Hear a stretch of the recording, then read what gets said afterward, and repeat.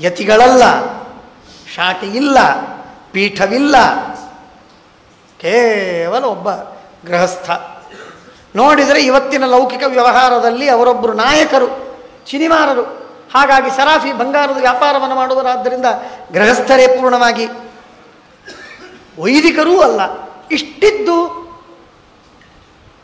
ಯನ್ನಿಷ್ಠಾಂ ಅವಲೋಕ್ಯ ಸರ್ವಯತಯ ಜಾತ ವಿವರಣಾನನಾಹ, ಯಾದವಾರ್ಯರ ನಿಷ್ಠೆಯನ್ನು ನೋಡಿ ಸಮಕಾಲಿಕ ಅನೇಕ ಯತಿಗಳಿಗೆ ತೆಳಗೆ ಮುಖ ಹಾಕುವಂತೆ ಮಾಡ್ತಿತ್ತಂತೆ ಅವರ ನಿಷ್ಠೆ, ವೈರಾಗ್ಯಗಳು, ಜ್ಞಾನಗಳು.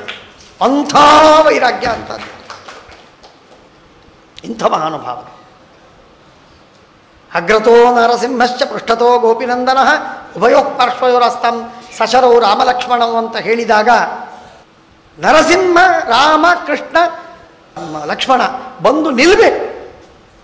ಕಳ್ಳರಿಗೆ ಕಂಡ್ರು, ಅವರು ಬಂದು ನಮಸ್ಕಾರ ಮಾಡಿದರು. ಶಾಸ್ತ್ರವನ್ನು ಓದಿ ಉದ್ಧಾರವಾಗುವ ಯಾದವಾರ್ಯರಿಗೂ ಏನು ಅನುಗ್ರಹ ಭಗವಂತ. ಸರಾಫಿ ವ್ಯಾಪಾರ, ಬಂಗಾರದ ವ್ಯಾಪಾರ ಇಷ್ಟಿದ್ರೂ ಕೂಡ ಕಾಸು ಬೇಡ ಅಂತ ಹೇಳಿ ಎಲ್ಲವನ್ನು ತೊರೆದು ಏಕಾಗ್ರವಾಗಿ ತಮ್ಮ ಸಾಧನೆಯನ್ನು ಪಾಠ ಪ್ರವಚನ ಮಾಡುವುದಕ್ಕಾಗಿ ಕೂತ್ಕೊಂಡ್ರು. ಪ್ರಾಯ ಯಾದವಾರ್ಯರು ಬಹಳ ಬುದ್ಧಿವಂತರು, ಬಹಳ ಬುದ್ಧಿವಂತರು. ಆದ್ದರಿಂದ ಅವನಿಗೆ ನಾನು ಪಾಠ ಹೇಳಿದರೆ ಅವನು ವಿಶೇಷವಾಗಿ ಎಲ್ಲರನ್ನು ಮೀರಿಸುವಷ್ಟು ಮಹಾಪಂಡಿತನಾಗ್ತಾನೆ ಅಂತನ್ನುವುದು ಗೊತ್ತಿದ್ದದ್ದಕ್ಕಾಗಿಯೇ ಏನೋ ವೇದೇಶ ತೀರ್ಥರು ನಾಶಾಸೆ ವಿದಿಶಾಂ ಜಯಂ, ದಿಕ್ಕುಗಳಿಗೆ ಹೋಗಿ ವಾದಿಗಳ ನಿಗ್ರಹ ಮಾಡುವುದಕ್ಕಿಂತ ನನ್ನ ತಮ್ಮನಾಗಿರುವಂತಹ ಯಾದಪ್ಪನಿಗೆ ನಾನು ಪಾಠ ಹೇಳ್ತೇನೆ ಸಾಕು. ಅಂಥ ಯಾದವಾರ್ಯರು ಬಂಗಾರದ ವ್ಯಾಪಾರವನ್ನು ಬಿಟ್ಟು ದಾರಿದ್ರ್ಯವನ್ನು ಬೇಡಿ ಬಯಸಿ ಸ್ವೀಕಾರ ಮಾಡಿದರು. ವಿಜಯಧ್ವಜರು ಹೇಳ್ತಾರೆ, ಪರಮಾತ್ಮ ವ್ಯಾಖ್ಯಾ ಭಾಗವತಸ್ಯ ಕೃಷ್ಣ ರಚಿತ ತ್ವತ್ಪ್ರೀತಿ ಕಾಮಾತ್ಮನ ಪ್ರೀತಶ್ಚೇ ತತ್ರೀನ್ ವರಾನ್ವೃಣಿ ಪ್ರದದಾಸಿ ತತ್ ಪ್ರತಿನಿಧಿಂ ತತ್ರೀನ್ ವರಾನ್ವೃಣಿ ಪ್ರಾಣ್ ನಿಷ್ಕಿಂಚನತ. ಮೊಟ್ಟ ಮೊದಲಿಗೆ ನಾನು ಬೇಡುವುದು ಅಂದರೆ ನನಗೆ ದಾರಿದ್ರ್ಯ ಕೊಡು. ಪ್ರಾಣ್ ನಿಷ್ಕಿಂಚನತ, ದಾರಿದ್ರ್ಯ ಮೊದಲು. ಪ್ರಾಣ್ ನಿಷ್ಕಿಂಚನತ ತವ ಪ್ರತಿಭವಂ ಪಾದಾರವಿಂದಾತ್ಮನಾಂ ಸಂಸಕ್ತಿ. ನಿನ್ನ ಭಕ್ತರ ಸಹವಾಸ, ಅವರಲ್ಲಿ ಭಕ್ತಿ. ಸುಖತೀರ್ಥ ವಿಜರಾಹಾರಸ್ಯ ಪಾತ್ರಂ ಆನಂ. ಶ್ರೀಮದಾನಂದ ತೀರ್ಥ ಭಗವತ್ಪಾದಾಚಾರ್ಯರ ಶಾಸ್ತ್ರವೆಂಬ ಅಮೃತವನ್ನು ಕುಡಿಯುವ ಸೌಭಾಗ್ಯ. ಇಷ್ಟು ಕೊಟ್ಟರೆ ಸಾಕು, ಇನ್ನೇನು ಬೇಡ. ಟೀಕಾಕೃತ್ಪಾದರ ವಿಜಯಧ್ವಜರ ಈ ವಾಕ್ಯಗಳ ಪ್ರೇರಣೆಯೋ ಏನೋ, ಭಾಗವತದ ಪ್ರೇರಣೆಯೋ ಏನೋ, ಭಗವಂತ ಅಕಿಂಚನರಿಗೆ ಧನನಾಗಿರ್ತಾನೆ ಅಂತನ್ನುವುದು. ಹಾಗಾಗಿ ಯಾದವಾರ್ಯರು ಬಂಗಾರವನ್ನು, ಬೆಳ್ಳಿಯನ್ನು, ಐಶ್ವರ್ಯವನ್ನು ತೊರೆದು ತಮ್ಮ ಜೀವನವನ್ನು ನಡೆಸಿದರು. ಏನು ಮನೆಯಲ್ಲಿ ವಿದ್ಯಾರ್ಥಿಗಳು, ಹೊಟ್ಟೆಗಿಲ್ಲ, ಹೊಲ ಇಲ್ಲ, ಗದ್ದೆ ಇಲ್ಲ, ಅಂಥದ್ರೊಳಗೆ ಹೊಟ್ಟೆಗೆ ಹಾಕಬೇಕು. ಒಂದು ದಿವಸ ಆಹಾರಕ್ಕಿಲ್ಲ, ಏನು ಮಾಡಬೇಕು? ಓದ್ತಾ ಕೂತಿದ್ದಾರೆ. ಬಹಳ ದುಃಖವಾಗಿದೆ. ದೇವರು ಇಷ್ಟು ಪರೀಕ್ಷೆ ಮಾಡ್ತಾನ ಅಂತ ಮನಸ್ಸಿಗೆ ಸ್ವಲ್ಪ ವ್ಯಾಕುಲವಾಗಿದೆ. ಅನನ್ಯಾಶ್ಚಿಂತಯಂತೋ ಮಾಮಂತನ್ನುವ ಶ್ಲೋಕವನ್ನು ನೋಡಿದರು. ಆ ಶ್ಲೋಕ ನೋಡಿ, ಏನು ಭಗವಂತ ನಮ್ಮನ್ನು ಕಾಪಾಡ್ತಾನೆ ಅಂತ ಹೇಳಿದನಲ್ಲ, ನಮಗೆ ಹೊಟ್ಟೆಗಿಲ್ಲಲ್ಲ ಇವತ್ತು, ಮಕ್ಕಳಿಗೆ, ವಿದ್ಯಾರ್ಥಿಗಳಿಗೆ ಹೊಟ್ಟೆಗೆ ಹಾಕಲಿಕ್ಕಿಲ್ಲಲ್ಲ ಅಂತ ಹೇಳಿ ಕೊಟ್ಟರೆ ಬೇಡ ಅಂತನ್ನುವ ಯಾದವಾರ್ಯರು ಅದಕ್ಕಾಗಿ ಬಿಟ್ಟದ್ದು. ಆದರೆ ಹೊಟ್ಟೆಗೆಷ್ಟು ಬೇಕೋ ಅಷ್ಟು ದೇವರು ಒದಗಿಸಬೇಕು ಅಂತ ಪರಮಾತ್ಮನಲ್ಲಿ ಬೇಡಿಕೊಂಡ ಯಾದವಾರ್ಯರು ಆ ಶ್ಲೋಕವನ್ನು ನೋಡಿ ಕೆಂಪು ಅರದಳೆ ಅಂತಂತಾರೆ, ಆ ಬಣ್ಣದ ಕೆರೆಯನ್ನು ಮೇಲೆ ಎಳೆದು ಹೋದರಂತೆ. ಹೋಗುವಷ್ಟು ಯಾದವಾರ್ಯರು ಹೊರಗೆ ಹೋಗಿದ್ದಾರೆ. ಮನಸ್ಸಿಗೆ ಕ್ಷೋಭವಾಗಿದೆ. ಅಷ್ಟರೊಳಗೆ ದೇವರು ಬಂದು ಸಂಪೂರ್ಣವಾದ ಸಂಪತ್ತನ್ನು, ಅಕ್ಕಿ, ಬೇಳೆ, ಧಾನ್ಯ, ದವಸ ಎಲ್ಲವನ್ನು ಸಮೃದ್ಧವಾಗಿ ಕೊಟ್ಟು ಹೇಳಿ ಯಾದವಾರ್ಯರನ್ನು ಕಳಿಸಿದ್ದಾರೆ. ತಡವಾಯಿತು ತರುವುದಕ್ಕೆ. ತಡವಾದದ್ದಕ್ಕೆ ನನಗೆ ದಂಡನ ಮಾಡಿದರು, ಭಾಳ ದಂಡನ ಮಾಡಿದ್ದಾರೆ ಅಂತ ತಾಯಿಗೆ ಹೇಳಿ, ಅರ್ಥಾತ್ ಗುರುಪತ್ನಿಗೆ ಹೇಳಿ, ಗುರುಪತ್ನಿ ಒಳಗಿನಿಂದ ಉಪಚಾರವನ್ನು ಮಾಡ್ತೇನೆ ತಾಳು ಅಂತ ಹೇಳುವುದರೊಳಗೆ ಮಾಯವಾಗಿ ಹೋದ ಸ್ವಾಮಿ ಪರಮಾತ್ಮ. ಒಂದು ಕೇಳಿದಾಗ ಯಾದವಾರ್ಯರಿಗೆ ಸುದ್ದಿ ಗೊತ್ತಾಯಿತು. ಆಲೋಚನೆ ಮಾಡಿ ನೋಡ್ತಾರೆ, ಪರಮಾತ್ಮ ಬಂದಿದ್ದ ಅಂತ ಅನ್ನೋದು ತಿಳಿದು ಭಗವಂತ ಕಾಪಾಡ್ತಾನೆ. ನಾವು ವಿಶ್ವಾಸವನ್ನು ಮಾಡುವುದನ್ನು ನಾವು ಕಳ್ಕೊಂಡಿದ್ದೇವೆ. ವಿಶ್ವಾಸ ಮಾಡುವುದು ನಮಗೆ ಗೊತ್ತಿಲ್ಲ. ವಿಶ್ವಾಸ ಮಾಡಿದರೆ ಮಾತ್ರ ಭಗವಂತ ಕಾಪಾಡ್ತಾನೆ ಅಂತನ್ನುವ ಮಾತನ್ನು ಶತಶಃ ನಾವು ನಂಬಬೇಕಾದದ್ದು, ಅನುಭವಿಸಬೇಕಾದ ವಿಷಯ. ದುರ್ದೈವದಿಂದ ಇದು ನಮಗೆ ಮಾಡಲಿಕ್ಕಾಗ್ತಾ ಇಲ್ಲ, ಮಾಡಬೇಕು ನಾವು, ಅದರಿಂದ ನಮ್ಮ ಉದ್ಧಾರ. ಒಂದು ಸಲ ಯಾದವಾರ್ಯರು ಮುಗುಟ್ ಖಾನ್ ಹುಬ್ಬಳ್ಳಿಯಲ್ಲಿ ಅಲ್ಲಿ ಹತ್ರ ನರಸಿಂಹದೇವರನ್ನು ಅಂಗಾರದಲ್ಲಿ ಬರೆದು ಪರಮಾತ್ಮನನ್ನು ಆವಾಹನೆ ಮಾಡಿ ಆ ಪರಮಾತ್ಮನ ಪ್ರತಿಮೆ ಆಯಿತು. ಅದನ್ನು ಪೂಜೆ ಮಾಡ್ತಾ ಇದ್ದಾರೆ. ಪೂಜೆ ಮಾಡ್ತಾ ಮಾಡ್ತಾ ಮಾಡ್ತಾ ಇದ್ದಾಗ ಅಲ್ಲೇ ಪಾಠ ಪ್ರವಚನವನ್ನು ಮಾಡ್ತಾ ಇದ್ದರು. ಆ ಸಂದರ್ಭದಲ್ಲಿ ಒಂದು ದಿವಸ ಆದದ್ದೇನು ಅಂದರೆ, ಯಾದವಾರ್ಯರ ಪಾಠವೆಲ್ಲ ಮುಗಿದಾದ ಮೇಲೆ ಮಧ್ಯಾಹ್ನದ ಹೊತ್ತಿಗೆ ಮಧ್ಯಾಹ್ನ ಸ್ನಾನಕ್ಕೆ ಹೋಗಬೇಕು, ಬಟ್ಟೆ ಒಣಗಾಕಬೇಕು ಅಂತ ಶಿಷ್ಯರು ಒಯ್ದಿದ್ದಾರೆ. ಬಟ್ಟೆಯನ್ನು ಒಣಗಾಕ್ತಾ ಇರುವಾಗ ಮಣ್ಣನ್ನು ಎತ್ತಿ ಅದರ ಮೇಲೆ ಹಾರಬಾರದು ಅಂತ ಅನ್ನೋದಕ್ಕೆ ಹಾಕುವುದಕ್ಕೆ ಹೋದಾಗ ಮಣ್ಣು ಕೆದರುವಾಗ, ಉಸುಕು ಕೆದರುವಾಗ ಕೆಳಗೆ ದೊಡ್ಡದಾದ ಭಂಡಾರ ಹತ್ತಿದೆ. ಕೈಗೆ ಏನೋ ಕೊಳಗ ಹತ್ತಲ್ಲ, ಏನೋ ಪಾತ್ರೆ ಹತ್ತಲ್ಲ ಅಂತ ನೋಡ್ತಾರೆ. ಬಂಗಾರದ ಕೊಳಗ, ಒಳಗೆಲ್ಲ ಬಂಗಾರ ತುಂಬಿದೆ. ನಾಣ್ಯಗಳು ಆ ಕೊಳಗದಲ್ಲಿ ಇಟ್ಟು ಬಿಟ್ಟಿದ್ದಾರೆ. ಯಾರಿಗೂ ಏನು. ತಕ್ಷಣಕ್ಕೆ ಶಿಷ್ಯರು ಓಡಿ ಹೋಗಿ ಯಾದವಾರ್ಯರಿಗೆ ಹೇಳಿದ್ರು. ದಾರಿದ್ರ್ಯ ಪರಿಹಾರ ಆಯಿತು ಅಂತ ಹೇಳಿ ನಾವು ಹೇಳ್ತೇವೆ, ಸಂತೋಷ ಪಡ್ತಾರೆ ಯಾದವಾರ್ಯರು ಅಂತ ಹೋಗಿ ಹೇಳಿದರೆ ಮಧ್ಯಾಹ್ನ 11:30, 12. ಆಗ ಯಾದವಾರ್ಯರಂದರು, ಈಗ ಬಂಗಾರ ಸಿಕ್ಕಿತ, ಹಾಗಾದರೆ ನಾವು ಈ ಊರಲ್ಲಿ ಇರಬಾರದು ಅಂತ ಭಗವಂತನ ಸಂಕಲ್ಪ. ಭಗವಂತನ ಸಂಕಲ್ಪ ಈ ಊರಲ್ಲಿ ಇರಬಾರದು ಅಂತ. ಆದ್ದರಿಂದ ನಾವಿನ್ನು ಹೊರಡೋಣ. ಅಲ್ಲ, ಮಧ್ಯಾಹ್ನ ಆಗಿದೆ, ಊಟ ಮಾಡಿಕೊಂಡು ಹೋಗೋಣ. ಸರ್ವಥಾ ಬೇಡ, ಮೋಹವೇ ಬೇಡ ನಮಗೆ, ಮೋಹವೇ ಬೇಡ ನಮಗೆ. ಆಗಿಂದಾಗ ಹೊರಟು ಮುನವಳ್ಳಿಗೆ ಹೋಗಿ ಅಲ್ಲಿ ತಮ್ಮ ಸ್ನಾನವನ್ನು ಮಾಡಿ ಸಂಜೆ ಹೊತ್ತಿಗೆ ಸ್ನಾನಾನ್ನಿಕಗಳನ್ನು ಮಾಡಿ ಊಟ ಮಾಡಿಕೊಂಡ್ರು. ಅಲ್ಲಿವರೆಗೆ ಏನಿಲ್ಲ. ಬಂಗಾರದಿಂದ 100 ಮೈಲು ದೂರ ಹೋಗಬೇಕೆಂಬ ಪ್ರಯತ್ನದಲ್ಲಿದ್ದ ಮಹಾನುಭಾವರಿಗೆ ಭಾಗವತ, ಬ್ರಹ್ಮಸೂತ್ರ, ಶ್ರೀಮದಾಚಾರ್ಯರು, ಸುಧಾಗ್ರಂಥ ಒಲಿದು ಬರ್ತವೆ ಅಂತನ್ನುವುದಕ್ಕೆ ಯಾದವಾರ್ಯರೇ ಅದ್ಭುತ ನಿದರ್ಶನ. ಇಂಥ ಅದ್ಭುತವಾದಂತಹ ಚರಿತ್ರೆ ಆ ಮಹನೀಯರಾದ ಯಾದವಾರ್ಯರು ವೇದವ್ಯಾಸ ದೇವರ ಪ್ರತಿಮೆಯನ್ನು ಮಾಡಿಸಿಕೊಂಡು ಪೂಜೆ ಮಾಡ್ತಾಯಿದ್ರು. ಒಂದು ದೊಡ್ಡ ಪ್ರತಿಮೆಯನ್ನು ಮಾಡಿಸಿಕೊಂಡು ಪೂಜೆ ಮಾಡ್ತಾಯಿದ್ರು. ಪೂಜೆ ಮಾಡುವಾಗ ಅವರ ಉಗುರು ತಾಕಿ ರಕ್ತ ಬಂತು. ಭಗವಂತ ತೋರಿಸಿಕೊಟ್ಟ, ನಾನು ಇಲ್ಲಿ ಸನ್ನಿಹಿತನಾಗಿದ್ದೇನೆ ನಿನಗೆ. ಹಾಗಾಗಿ ಯಾದವಾರ್ಯ ಕರಾರ್ಚಿತವಾದ ಬಾದರಾಯಣ ದೇವರನ್ನು ಇಂದಿಗೂ ನಾವು ಶ್ರೀಮಠದಲ್ಲಿ ಚಾತುರ್ಮಾಸ್ಯದ ಸಂದರ್ಭದಲ್ಲಿ ಮುನವಳ್ಳಿಯಲ್ಲಿ ಈಗಾಗಲೂ ಕೂಡ ನಾವು ನೋಡ್ತಿರ್ತೇವೆ. ಆ ವೆಂಕಣ್ಣಾಚಾರ್ಯರು ಪೂಜೆ ಮಾಡ್ತಾ ಇದ್ದಾರೆ ಅಂತ. ಅವರು ತಮ್ಮ 8 ಜನ ಮಹಾಶಿಷ್ಯರು, ದಿಗ್ಗಜರು, ಅವರೆಲ್ಲರಿಗೆ ಪಾಠವನ್ನು ಹೇಳಿ ಅವರೆಲ್ಲರಿಗೆ ತಾವು ಪೂಜೆ ಮಾಡಿದಂತಹ ವೇದವ್ಯಾಸ ಪ್ರತಿಮೆಯನ್ನು ಎಲ್ಲ ಶಿಷ್ಯರಿಗೆ ಕೊಟ್ಟು ಅನುಗ್ರಹವನ್ನು ಮಾಡಿದ್ದಾರೆ. ದೊಡ್ಡ ಪರಮಾನುಗ್ರಹ, ದೊಡ್ಡ ಅನುಗ್ರಹ. ಒಂದು ಸಲ ಶ್ರೀನಿವಾಸ ತೀರ್ಥರಿಗೆ ತುಳಸಿ ತರುವುದಕ್ಕೆ ಹೇಳಿದರು. ತುಳಸಿ ತರುವುದಕ್ಕೆ ಶ್ರೀನಿವಾಸ ತೀರ್ಥರು ಹೋದರು. ತರುವಾಗ ಅದು ದೊಡ್ಡದಾದಂತಹ ಒಂದು ಹೊಲ, ಗದ್ದೆ, ಅದರಲ್ಲಿ ತುಳಸಿ ಗಿಡಗಳು, ತುಳಸಿಯನ್ನು ತೆಗಿತಿದ್ದಾರೆ. ತೆಗೆಯುವಾಗ ಒಬ್ಬ ರಾಜ, ಸರ್ದಾರ, ಶ್ರೀಮಂತ ಹೋಗ್ತಿದ್ದ. ಅವನು ಬಂದು ನಿಂತು ಅವನಿಗೆ ಮಾತಾಡಿಸ್ತಾನೆ. ಯಾಕೆ ನೀವು ಹೊಲ ಗದ್ದೆ ಬೇಡಬಾರ್ದು, ನಾವು ಕೊಡ್ತೇವೆ ನಿಮಗೆ, ತಗೊಳ್ಳಿ. ಶ್ರೀನಿವಾಸ ತೀರ್ಥರು ಅವರಿಗೆ ಕನ್ವಿನ್ಸ್ ಮಾಡುವುದಕ್ಕೆ ಅರ್ಧ ಗಂಟೆ ಹೋಯಿತು.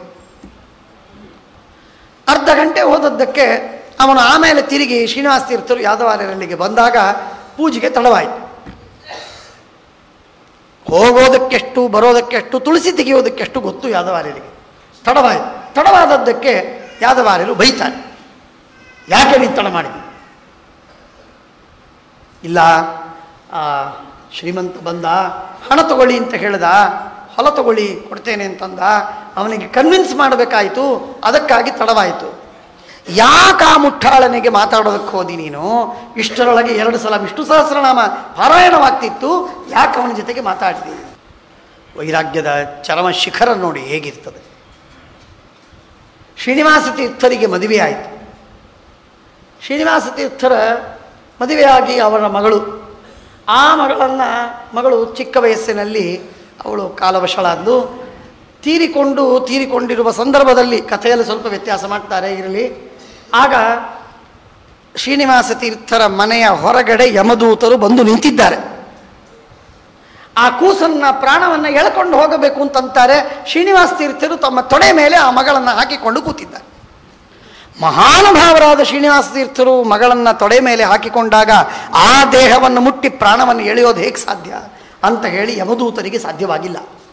ಯಮದೂತರು ಆಗುವುದಿಲ್ಲ ಅಂತ ಹೇಳಿ ಹೊರಗೆ ನಿಂತೇ ಬಿಟ್ಟಿದ್ದಾರೆ. ಅನಾರೋಗ್ಯ ತುಂಬ ಆಗಿದೆ ಕೂಸಿಗೆ ಅಂತನ್ನುವುದು ಹೇಳಿ ಕಳಿಸಿದ್ದಕ್ಕೆ ಯಾದವಾರ್ಯರು ತಮ್ಮ ಮನೆಯಿಂದ ಬಂದರು. ಬಂದರೆ ಯಮದೂತರು ಭೇಟಿಯಾಗಿ ಹೇಳ್ತಾರೆ, ಬೇಗನೆ ಹೋಗಿ ಸ್ವಾಮಿ, ನಮ್ಮ ಕೆಲಸ ಮಾಡೋದಕ್ಕೆ ಅವಕಾಶ ಮಾಡಿಕೊಡಿ. ಯಾದವಾರ್ಯರಿಗೆ ಅರ್ಥವಾಯಿತು. ಯಾದವಾರ್ಯರು ಒಳಗೆ ಹೋದರು. ಹೋದ ತಕ್ಷಣಕ್ಕೆ ದೊಡ್ಡವರು ಬಂದರು ಅಂತನ್ನುವುದಕ್ಕಾಗಿ ಕೂಸನ್ನು ಕೆಳಗಿಟ್ಟು ನಮಸ್ಕಾರ ಮಾಡೋದಕ್ಕೆ ಅಲ್ಲಿ ಹೋದರು. ಜೀವವನ್ನು ತಕ್ಕೊಂಡ್ಬಿಟ್ಟಿದ್ದಾರೆ. ಕೂಸಿನ ಪ್ರಾಣ ಹೋಯಿತು. ಮತ್ತೆ ಶ್ರೀನಿವಾಸ ತೀರ್ಥರಿಗೆ ಸಮಾಧಾನಗೊಳಿಸಿ, ಅಂದರೆ ಶ್ರೀನಿವಾಸ ತೀರ್ಥರ ಮಹಿಮೆ ನೋಡಿ, ಅವರು ಮುಟ್ಟಿದರೆ ಯಮದೂತರು ಕೂಡ ಆ ದೇಹವನ್ನು ಮುಟ್ಟೋದಕ್ಕೆ ಅಂಜುತ್ತಾರೆ. ಇಂಥ ಮಹಾನುಭಾವ. ರಾಘವೇಂದ್ರ ಸ್ವಾಮಿಗಳವರು ಸಂಚಾರ ಮಾಡ್ತಾ ಇರುವಾಗ ಒಂದು ಸಲ ಯಾದವಾರ್ಯರು ಸಂಚಾರ ಮಾಡ್ತಾ ರಾಘವೇಂದ್ರ ಸ್ವಾಮಿಗಳ ಸುಧಾಮಂಗಳಕ್ಕೆ ಹೋಗಿದ್ದಾರೆ. ಆಗ ರಾಘವೇಂದ್ರ ಸ್ವಾಮಿಗಳಂತಾರೆ, ಈಗ ನಮ್ಮ ಯಾದವಾರ್ಯರು ಬಂದಿದ್ದರೆ ಒಳ್ಳೆಯದಾಗ್ತಿತ್ತು, ಅವರು ಬರಬೇಕು ಅಂತ ನಾವು ಭಾಳ ತುಂಬ ಅಪೇಕ್ಷೆ ಪಟ್ಟಿದ್ವಿ, ಹೇಳಿ ಕಳಿಸಿದ್ವಿ, ಬಂದಿದ್ದರೆ ಒಳ್ಳೆಯದಾಗ್ತಿತ್ತು ಅಂತಂದರು.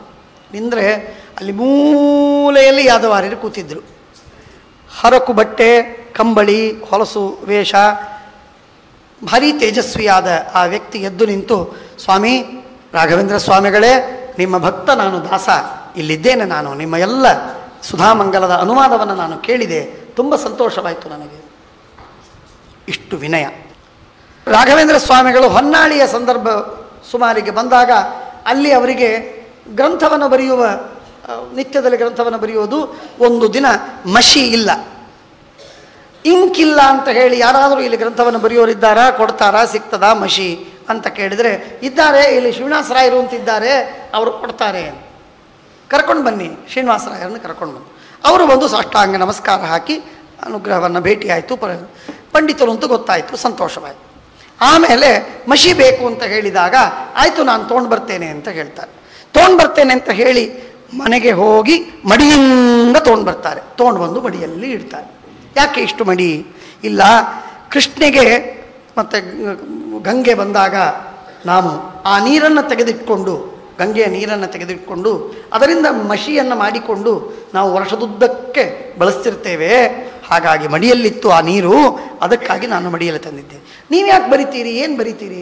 ಇಲ್ಲ, ಏನೋ ಗ್ರಂಥಗಳನ್ನು ಶ್ರೀಮದಾಚಾರ್ಯರ ಟೀಕಾಕೃತ್ವ ಅದರ ಸೇವಾರೂಪವಾಗಿ ಒಂದೆರಡು ಗ್ರಂಥಗಳನ್ನು ಬರಿತೇನೆ, ಎಲ್ಲಿದೆ ತೋರಿಸಿ ಅಂದಾಗ ಶ್ರೀನಿವಾಸ ತೀರ್ಥರು 52 ಗ್ರಂಥಗಳನ್ನು ತೋರಿಸ್ತಾರೆ.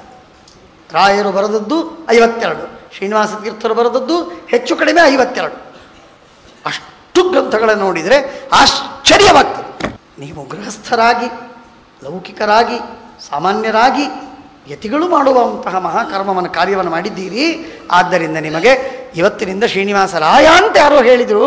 ರಾಯ ಅಂದರೆ ಏನೋ ರಾಯರ ಅಂತ ನಾನು ಅಂದ್ಕೊಂಡಿದ್ದೆ. ಇಂಥ ಮಹಾನುಭಾವರು ಅಂತ ಗೊತ್ತಿಲ್ಲ. ತಾವು ಯತಿಗಳಿಗೆ ಸಮಾನರು, ಆದ್ದರಿಂದ ನಿಮ್ಮನ್ನು ಶ್ರೀನಿವಾಸ ರಾಯ ಅಂತ ಕರಿಬಾರ್ದು, ಶ್ರೀನಿವಾಸ ತೀರ್ಥ ಅಂತ ಕರಿಬೇಕು.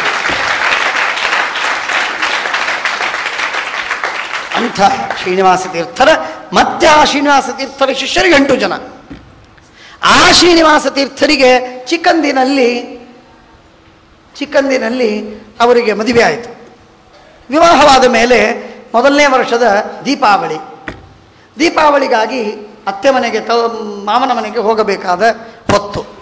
ಆ ಸಂದರ್ಭದೊಳಗೆ ಶ್ರೀನಿವಾಸ ತೀರ್ಥರಿಗೆ ಹೇಳಿದರು, ನೋಡು, ಇವತ್ತು ಚತುರ್ದಶಿ, ನಾಳೆ ಅಮಾವಾಸ್ಯ, ಪ್ರತಿಪದ, 3 ದಿವಸ ಹೋಗೋ, 2 ದಿವಸ 3 ದಿವಸ, ಅದಾದ ತಕ್ಷಣ ತಿರುಗಿ ಬರಬೇಕು. ಶಾಸ್ತ್ರ ಪಾಠ ಬಿಟ್ಟು ಇರಬಾರದು ತುಂಬ ಹೆಚ್ಚು ದಿನ, ಆದ್ದರಿಂದ 3 ದಿನದಲ್ಲಿ ತಿರುಗಿ ಬರಬೇಕು ಅಂತ ಕಣ್ಣು ಮಾಡಿ ಹೇಳಿದರು. ಆಗ ಶ್ರೀನಿವಾಸ ತೀರ್ಥರು ಹೋದರು, ಅನುಮತಿಯನ್ನು ಪಡೆದೇ ಹೋದರು. ಹೋದ ಮೇಲೆ ಅಲ್ಲಿ ದೀಪಾವಳಿಯ ಫಲಹಾರಗಳು, ವೈಭವಗಳು, ಎಣ್ಣೆ, ಆರತಿ ಎಲ್ಲ ವೈಭವದಲ್ಲಿ, ಅದು ವಿಶೇಷವಾಗಿ ಹೊಸದಾಗಿ ಮಾಮನ ಮನೆಯಲ್ಲಿ ಒಳ್ಳೆಯ ಆದರವಿರ್ತದೆ. 16 ವರ್ಷವಾದ ಮೇಲೆ ಯಾರು ಕೇಳ್ತಾರೆ? ಯಾರಿಗೇನು ಕೇಳೋದಿಲ್ಲ. ಮೊದಲನೇ ಸಲ ಹಾಗಾಗಿ ವಿಶೇಷವಾಗಿ ಆದರ, ಗೌರವ, ಸ್ವಾಗತ ಮಾಡಿದರು. ಅಲ್ಲಿ ಕೂತಿದ್ರು. ಗಂಡ ಹೆಂಡತಿ ಶ್ರೀನಿವಾಸ ತೀರ್ಥರು ಅವರ ಮಡದಿ ಪಾಯಶಃ ಪದ್ಮಾವತಿ ಬಾಯಿ ಅವರಿಬ್ಬರು ಅಲ್ಲಿ ಕೂತಿದ್ರು. ಕೂತು ಮಾವನ ಮನೆಯಲ್ಲಿ, ಅತ್ತೆಯ ಮನೆಯಲ್ಲಿ ತೂಗು ಮಂಚ. ಆ ತೂಗು ಮಂಚದ ಮೇಲೆ ಮನೆಯಲ್ಲಿ ತೂಗು ಮಂಚ ಇಲ್ಲಿ, ಆ ಕಡೆ ಮುಖ ಮಾಡಿಕೊಂಡು ಕೂತಿದ್ದಾರೆ. ಊರಿನ ಹಾದಿ ಇಲ್ಲಿ. ಯಾದವಾರ್ಯರು ದ್ವಿತೀಯ ದಿವಸ ಬೆಳಗಿನ ಜಾವ ನೋಡಿದರು. ಶ್ರೀನಿವಾಸ ತೀರ್ಥರು ಬರಲಿಲ್ಲ. ಯಾದವಾರ್ಯರಿಗೆ ಸಹನೆ ಆಗಲಿಲ್ಲ. ಏನಿದು, ನಮ್ಮ ಶ್ರೀನಿವಾಸ ಈ ತರಹ ಹೆಂಡತಿಯ ಜೊತೆಗೆ ಅತ್ತೆ ಮನೆಯಲ್ಲಿ ಕೂತ್ಕೊಂಡು ಮೋಜು ಮಜಾ ಮಾಡ್ತಾ ಇದ್ದರೆ ಶಾಸ್ತ್ರಾಧ್ಯಯನ ಯಾವಾಗ, ಸಾಧನೆ ಯಾವಾಗ ಅಂತಂದವರೇ ಹೊರಟು. ಪ್ರತಿಪದ ದ್ವಿತೀಯ ದಿನ ಬೆಳಿಗ್ಗೆ ಬರಲಿಲ್ಲ, ಎದ್ದೇ ಹೊರಟು. ಬಂದವರೇ ಬಂದು ಬರ್ತಾ ಇರುವಾಗ ದಾರಿಯೊಳಗೆ ಜೋಳದ ದಂಟು, ಆ ಕೈಯಲ್ಲಿ ದಂಟನ್ನು ಕಿತ್ಕೊಂಡ್ರು ಹೊರಟು ಬಂದರು. ಶ್ರೀನಿವಾಸ ತೀರ್ಥರು ಆಚೆ ಮುಖ ಮಾಡಿ ಆ ಹೆಂಡತಿಯ ಜೊತೆಗೆ ಸಲ್ಲಾಪ ಮಾಡ್ತಾ ಮಾತಾಡ್ತಾ ಕೂತಿದ್ದಾರೆ. ಹಿಂದಿನಿಂದ ಬಂದವರೇ ಶ್ರೀನಿವಾಸ ತೀರ್ಥರ ಬೆನ್ನಿನ ಮೇಲೆ ಯಾದವಾರ್ಯರು ಆ ದಂಟು ತೆಗೆದುಕೊಂಡು ಎರಡು ಜೋರಾಗಿ ಬಿಗಿದ್ರು. ಹೊರಟೇ ಹೋದರು. ಅಷ್ಟು ಟ್ರೈನಿಂಗ್ ಇತ್ತವರಿಗೆ ಶ್ರೀನಿವಾಸ ತೀರ್ಥರಿಗೆ. ಯಾಕೆ ಹೊಡಿತಾರೆ, ಯಾದವಾರ್ಯರು ಅಂದರೆ ಏನು, ಅವರ ದೃಷ್ಟಿಯಲ್ಲಿ ಯಾವುದು ಸರ್ವೋತ್ತಮ. ತಕ್ಷಣಕ್ಕೆ ಶ್ರೀನಿವಾಸ ತೀರ್ಥರು ಹಿಂದಿನಿಂದ ಬೆನ್ನತ್ತಿ ಅವರ ಹೆಜ್ಜೆಯಲ್ಲಿ ಹೆಜ್ಜೆ ಇಡಲಿಲ್ಲ. ಪಾದಧೂಳಿಯ ತಿರಸ್ಕಾರವಾಗ್ತದೆ ಅಂತ ಬದಿಯಿಂದ ನಡೆದು ಅವರು ಹೋಗುವಷ್ಟರಲ್ಲಿ ಮನೆಗೆ ಮುಟ್ಟಿ ಅವರಿಂದ ಶಾಸ್ತ್ರಾಧ್ಯಯನವನ್ನು ಮತ್ತೆ ಆರಂಭ ಮಾಡಿದರು. ಇಷ್ಟು ನಿಷ್ಠೆ. ಒಂದು ದಿನವೂ ವ್ಯರ್ಥ ಕಾಲ ಹರಣ ಮಾಡಲಿಕ್ಕಿಲ್ಲ. ಯಾದವಾರ್ಯರ ಸಿದ್ಧಾಂತ. ಇಂಥ ಮಹಾಮಹಿಮರಾದ ಯಾದವಾರ್ಯರ ಪವಿತ್ರವಾದ ಆರಾಧನೆ, ಆ ಜ್ಞಾನಿಗಳು ಬರೆದ ವ್ಯಾಖ್ಯಾನ ಅಮೋಘವಾದ ವ್ಯಾಖ್ಯಾನ. ನನಗೆ ಹೇಳಲಿಕ್ಕೆ ಶಬ್ದಗಳಿಲ್ಲ. ಒಂದೆರಡು ಕಡೆಗೆ ಹೇಳಿಕೊಡುವ ಪ್ರಯತ್ನವನ್ನು ಮಾಡಿದ್ದೇನೆ.